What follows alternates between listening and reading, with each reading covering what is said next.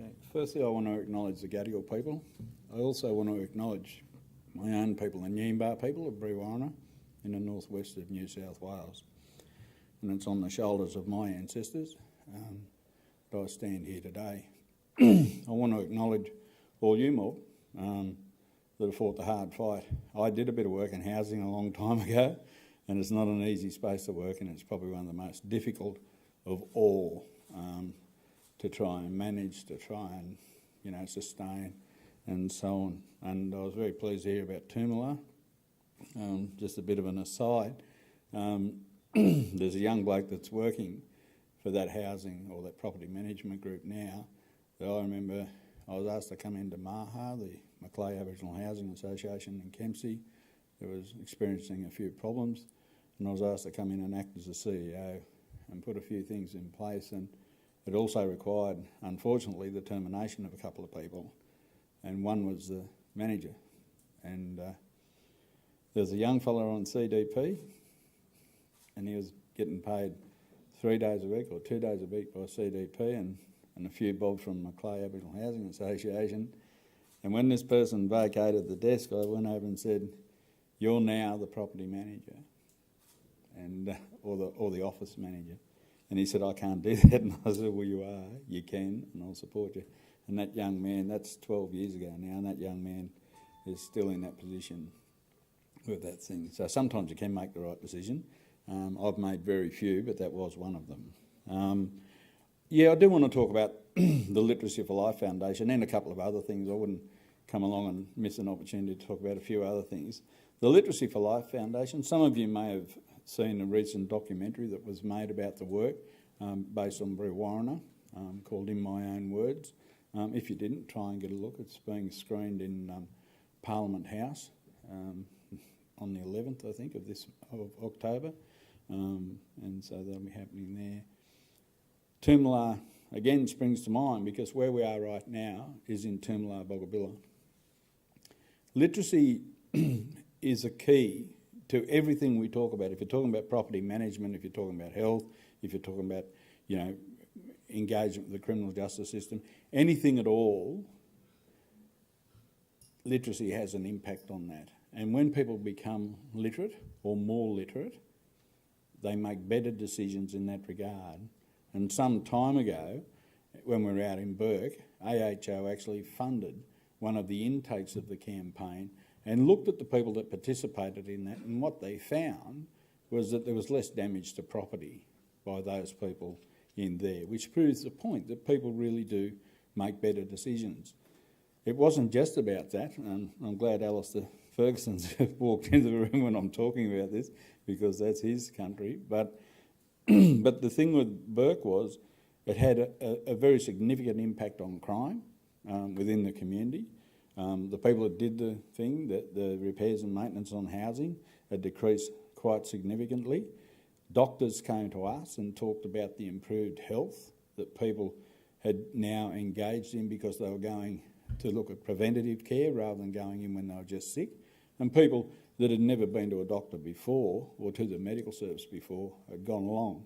But overwhelmingly what had happened in that community and in every community, and the communities that we've been to are Brewarrina, Burke, Angonia, Wilmaringal, Wilcannia, and now at Toomala, Boggabilla. And we're also at Walgett and looking to go to places like Collarenebri if they want us to come there. The whole idea of the campaign model is that people have to ask you to come. We don't just go. So we're invited in to start with. But I think there's some key fundamentals of how we do things. Now, this model is not mine. I didn't create it. This was developed in Cuba in 1961. And at that point in Cuba, 50% of the population was illiterate. Fidel Castro gave the kids in year 6 and 7 a year off school to go and educate the farmers, to teach people to read and write. 1 year later, that country had 100% literacy and still has the most literate population in the world today in their community. So the challenge for us should be quite small. Where I come across this was up in a place called East Timor, when I was sent up there to monitor and evaluate the claims that they were getting a 98% success rate of people in the program that graduated out of it. We went up and we've done that and then brought it back here. So what we've found is the lowest graduation rate we've had, and that was in Burke, in one intake, was 44%. In a community where most people that are working in adult education are getting 5 or 10% graduation rates. Our highest graduation rate, significantly or ironically, will come from Boggabilla. That'll be 80 or 85% out of the first intake at Boggabilla, and 70% of the intake will graduate in Toomala in the next couple of weeks. So it has been extraordinary. And for me, it's probably been the project or the campaign model that I've enjoyed the most in my entire life in terms of seeing success. And why does it succeed? Yusuf just touched on it. The local community do it. They have to do it for themselves. So when we're invited to a community, we go to the community and ask how can they support us? You know, can they help us find a place for the team to live? Can they provide us with people to work on the campaign? So people that have got a year 10 or a year 9 reading level can actually be the teachers on the program, and the community takes control of it, and they establish a community group that guides us through everything. If there's a blue in the classroom, if there's a blue in the street, they tell us how to deal with that. And Alistair played a fundamental role in that out of Burke, you know, forever trotting around to his office to say, what are we going to do now? You know, and so that's the space we work in. But if we're trying to achieve all this, and look, I applaud what people are trying to do, but if we've got a situation where 40% of Aboriginal adults over 15, at least 40%, have low literacy, how do you climb the mountain? We've heard of, you know, people like Multiplex and Lend-Lease and all these other construction companies that have got these great targets for employing Aboriginal people. How do you meet those targets? How do you possibly meet those targets if you've got 40% of the community, 15 and over, that have low literacy? They can't get a white card. So you're not going to meet them. None of them ever meet them. It's not that they don't try, but they don't meet them because it's not possible. People like Twiggy Forrest said, if you're going to try to get somebody ready for work, it's probably going to take you 3 years in the Aboriginal community. It's not a matter of going and doing something in 10 or 13 weeks and someone's ready. So if you're going to get somebody to live within the houses and understand the facts around paying rent and comprehending that that is going to be the stuff that covers off on your maintenance and repairs, and there's no one knows any better than land councils how ineffective that's been. You need to get people to a point where they can comprehend what's going on, what's happening to them when they explain it. Alistair marched into tribunals week after week after week, saving people from eviction purely and simply because they couldn't read the notice that they were behind in their rent and they were going to be evicted. That's his story. That's all your stories. You're getting that. Where people come to you, they can't read the notice. We know that. This is not just our problem, low literacy levels. 20% of the construction industry, not just Aboriginal people, but 20% have low literacy. 14% of Australians have low literacy. This I see as a model, a campaign model, the community takes ownership of it, the community does all the work, mainly because I'm probably the laziest blackfellow you've ever seen, so I just go and bludge money for other people to do work. But it's having a significant impact on all of those things we talked about, including housing. I just want to touch on a couple of things, and I want to talk about housing management or property management out there in the Aboriginal community, and we talk about making this some sort of a competitive framework for property management, and we're asking the community, by and large, to decide how that'll work or who should manage their properties. How do we do that in some communities? I mentioned to you I come from Bree, so I feel more comfortable talking about Bree than anywhere else. There's probably 60% of the people out there that were 15 and over that had low literacy. And we're asking them to make complex decisions about best management practices and property management practices for their communities without them being able to read and write. If you can't read and write, it's also very hard to comprehend the spoken word as well. Yet this is what we're asking people to do. So at the forefront of any of these massive changes and better management practices and better outcomes and more sustainable outcomes in the Aboriginal community, it must be, at the end of the day, underpinned by a more literate community, a community that can read and write. With our model, as I said before, we don't go anywhere without the community asking us. We don't go in and sell something. We don't go in and peddle something. If the community hears about us and they ask us to come, that's where the conversation starts. I have a real problem. I'm glad the Land Council's gone over to community housing. I remember I spoke at a state conference a few years ago and I nearly got killed when I mentioned this there, because they were talking about social enterprise as well. And look, I'm sort of getting on a bit now, and when I look back, the thing about getting older, you can look back further. You sort of seem to be able to look back on all this stuff that happened. And I think to myself, everything social applied to us.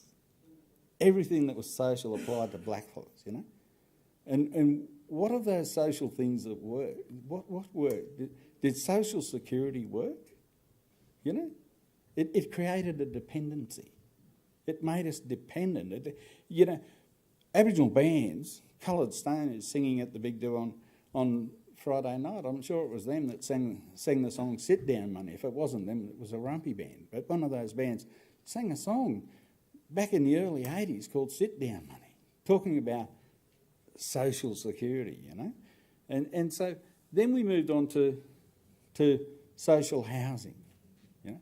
And did it really work? Does that inspire people to get out of social housing, to actually become entrepreneurial and home ownership? You know, I really despair when people talk about home ownership being a pathway to creating wealth. You know, does a home ownership in some of those remote communities mean wealth? Because you can build a house out there for $500,000 or $600,000, but before the tenants moved in, it's worth $100,000. So I don't know how home ownership in some of those communities actually becomes a wealth creator. In fact, it can become a significant debt creator and never worth what you've paid for it. So I do get a bit concerned when we talk about housing and wealth in the same way, unless you're into buying a few properties and negative gearing a few. But try doing that when 60, sometimes 70% of the community has low literacy. Then we talked about social enterprise. And everybody's talking about social enterprise now. Now, let me say this. I'm not against social enterprise. I'll tell you why. Purely and simply, if you can make a social enterprise work, if you can build a business that's working hard not to make a profit, but be able to reinvest all of that into itself, if you can actually make that work and build that, by God, you're going to make you'll become a millionaire out there in the private market as an entrepreneur, because social enterprise is where we are now. See, land councils, part of the social enterprise for land councils was to property manage. Land councils took on housing management because they've seen it as a way of getting a few extra bob in. There's a handful of them that achieve that. It's very difficult. The people that achieve that in those land councils, they ought to take them out their goal. They ought to go and work in the private sector. I guess I just want to close by saying that for me, I just think we really need to rethink the whole housing issue. We need to rethink about how we go into communities and what we do in those communities. We need to really examine what cultural competence means, you know, as opposed to cultural awareness, and I still haven't figured that out, what that actually means. Cultural competence, if we try and do it as some generic thing that applies across New South Wales, it won't work. It won't work. It's almost as specific as some of those discrete communities. You try and work in Wilmaringal and Ngania, Brewarrina and Burke, and you've got 4, different size communities, very different size. But you try and go in there and work the same way, and you think being competent in Burke is going to make you competent over in Brewarrina. Forget about it, because it won't work. So it almost has to become geographically specific. I know of a housing company that's here, Mid-Lachlan Housing. They've got a footprint out there over all of them. Their cultural competence is a very pluralistic thing. Because it just can't be the one thing. And I get really concerned about that. And I say that as somebody that was on the committee for the development of national cultural competencies at Sydney University. And it's the first question I raised there. Everybody was sort of saying this Aboriginal cultural competence. Well, what is that? What is it? But one of the things that I'd put forward, and I'll finish here, because we're probably going to get kicked out of the building, not out of the room. But the one thing I'd put forward, and I'm a firm believer of, is that when we go into the communities, and this is what I believe is the difference between an honourable program and a dishonourable program, regardless of who's running it, and I talk mainly about the huge Care Bears that are out there providing services to our mob, is this. An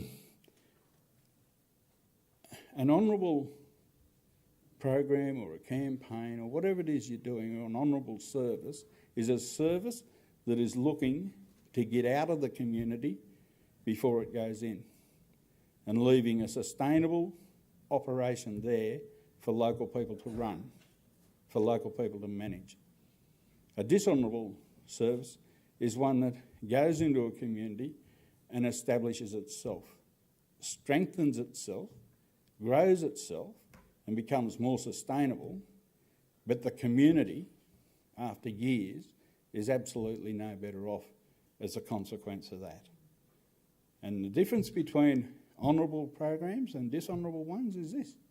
You can deliver an honourable program in an honourable way, but what you can't do is deliver on a dishonourable program in an honourable way. Thank you very much.